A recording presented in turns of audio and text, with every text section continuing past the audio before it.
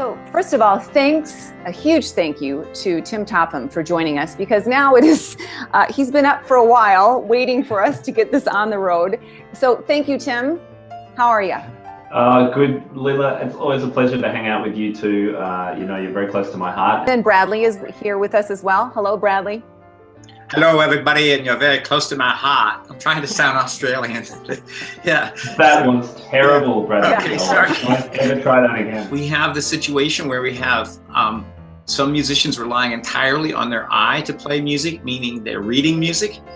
And if you've been trained that way, and perhaps many of you are, you like to read music with a plan. You like to know what's coming. You like to work according to a plan. And on the other side of the way that people make music are the often self-taught ear players who love to improvise and are actually made nervous by a plan. They don't like to have, if you want to create terror in an improviser's heart, you give them written music. You want to create terror in a reader's heart, you take away their music. So we have these kind of two camps going along side by side. And one of our goals is to balance that a little bit. Now, who can fix this? And the answer is you. You, the piano teacher, is the only one that can fix this. Why do I say that? Because having spent many years around improvising musicians with great respect for their abilities and admiration for their skills, I'm here to say it's very difficult for an improviser to teach their craft to a non-improviser. It's kind of like teaching someone to walk or breathe. You do it so instinctively and have done it so long that they forget what it's like to break it down, pace it to the student, break it into pieces, give them assignments that make sense. But teachers get that. You're a real teacher. You know how to do these things that I just described. You understand pedagogy. So only the teachers that are trained teachers and experienced teachers can start to correct this. And this is the goal we want. Comprehensive musicianship with equal emphasis on the eye and the ear. That's the philosophy of 88 creative keys. We spend a lot of time on the pedagogy of teaching to the ear because the eye is already so emphasized in our traditional culture. In the words of our godmother, Frances Clark, from the National Conference on Keyboard Pedagogy, she kind of started that back when, in the 50s, I think. A whole musician can improvise, arrange, interpret the work of others, and compose. That's what we believe in. I'm just going to follow up with what you were saying about the ear versus the eye. So I'm going to share my screen here a minute. Bradley and I had this brainstorm. We felt like, you know what? We're not getting to know exactly who is here at this workshop like we want to. We want to know their background. And we came up with this axis. And then we asked everyone to show us where they were on this axis. And it was so fascinating to hear everybody's story. But this is the good news. We don't really care where you are on this axis. We are ready to take you to that target. That's our goal in our workshop. Now, let me tell you a little bit about the days. Each day is going to be dedicated to a certain topic. The very first topic is technique. And as Bradley was talking, he mentioned the idea of scales and chords and how important those are if you are going to improvise. And I think as a classical musician, like, oh, I gotta do my scales again. And it was just because I had to. Now we're showing you how when you know your scales and chords, you can then improvise because you know your scales and chords. You have colors, you have a canvas with which to paint. And so it kind of just turns that whole technical world upside down. And if you've been around us enough, you know that we like to play our theory. And when you play your theory through technical exercises, it just opens up a whole new world and technique becomes fun. And then repertoire is going to be focused on the second day. Well, you're thinking, well, I thought this was all about creativity. Well, we're going to show you how to take repertoire that you are teaching right now and give it a historical context, but then also offer how to analyze a score and offer ways to improvise with that score.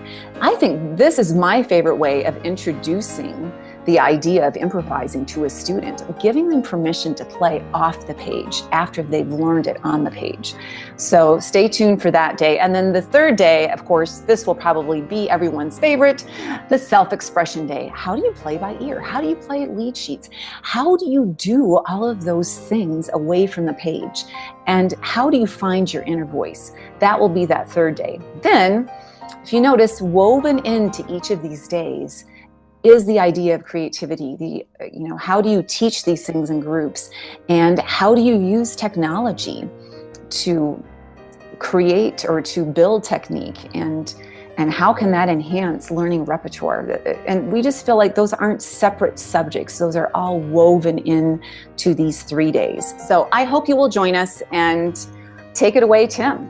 I think it can be so interesting for students to come into a lesson and have some wacky new idea presented to them, because it just gets them thinking in new ways, and they get to play with things. I think it's just great. So look, what I wanted to give people a taste of is something that I'll be talking about at the workshops, and that's simple ideas to get students off the page. And this is a really great way to bridge the eye and the ear that Bradley was talking about. So we all tend to be pretty good readers anyway. So the question is, how do we make the transition between being a good reader to introducing improvisation in a way that's really accessible to us as teachers who might be classically trained, but also to the students who we don't want to give just a blank slate to and say, well, there's 88 keys, off you go. We want to make it really restricted at the start so that they can have some really big wins quickly. And so the way I like to do that is to find pieces of music that suit a set of criteria that isn't very hard to find, and then add some improvisation into them. All right, so now that we've got you talked into it, you're going to want to know, well, where am I going to stay? Well, we have found a hotel and blocked off a number of rooms for you that I think you will like the amenities. There's a small fridge and even a microwave, and I think you would enjoy sharing a room with someone if you wanted to. And I think the price point isn't bad, considering that Denver's a hot place to be in the summer, literally and figuratively. There's plenty of restaurants around there. It's really close to the light rail, which can take you right downtown. Union Station has a brand new, it's a really neat place to be, and it will take you right to Lodo, where the Rockies play. It's a hopping place. And you're also very close to the mountains if you want to head west. Now, what about food? To me, food is very important. And because of that, I have a wonderful daughter-in-law. Well, not because of that, but my daughter-in-law will be providing the food for us. And there will be a light breakfast, and we'll have a very tasty lunch. And Brittany is her name, is very sensitive to food allergies and sensitivities. So no worries about that. We will cater to your needs, whatever you need. And, there's also opportunities for you to find an Airbnb. I know a lot of people have done that as well. If you want to know who's coming, and if you want to share a room with someone, we do have a Facebook page, 88 Creative Keys Facebook page. I'm sorry, it's not a Facebook page, it's a Facebook group. And that's where we can kind of exchange information, and you can connect with others who might be coming as well. All right, I think I covered what I needed to. Bradley, let me throw some comments there. Okay. Yeah. Just to learn more about it, 88creativekeys.com talks about the workshop and our webinar series.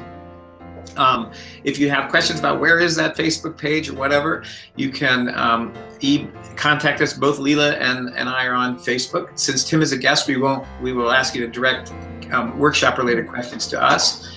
You can also visit leilaviss.me. Is that right?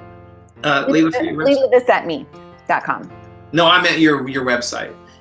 Oh, 88pianokeys.me. 88pianokeys.me. Or bradleysowash.com. Those are just ways to find us. TimTopham.com is a sort of an incredible pile of resources for piano teachers. So I'll put that plug in there.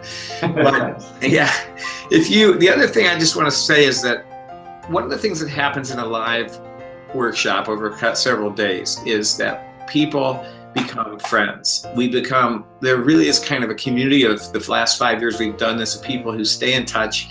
We make some lifelong friends, and we have happy hour together, and at the end of the day we jam together, and it's just an immersive all the way around the day time together. And because we limit the number of attendees to around 30, that means that everybody knows everybody's name, everybody gets personal attention. So as we get to know you, we are accommodating the way you're learning or what your highest interests are in this field that we're teaching, rather than a one-size-fits-all that you might find at a much larger conference. So we call ourselves a boutique workshop, if you will. Any other comments about that, Tim? Look, we all know from our experience when we go to conferences just how invigorating it is, how inspiring it is, and it's great to catch up with people. And often the best meetings happen at the bar, don't they? Like you mentioned happy hour, but because it's only 30 people, we'll be able to, it's like happy hour all the time, because we'll be able to hang out with you personally. And if you want some help on a particular topic, you know that one of us is skilled in or more skilled in than the others, then you've got time to actually spend time with us. And that's what we're there to do, to help you be the best teacher you can be. Yep, and I was going to say, what a chance to work on your Australian accent, or lest I offend anybody. You definitely need to do that. All right, so we're bid you adieu, and 88creativekeys.com has everything you need to know. So bye for now. Goodbye. Thanks, everyone. See ya.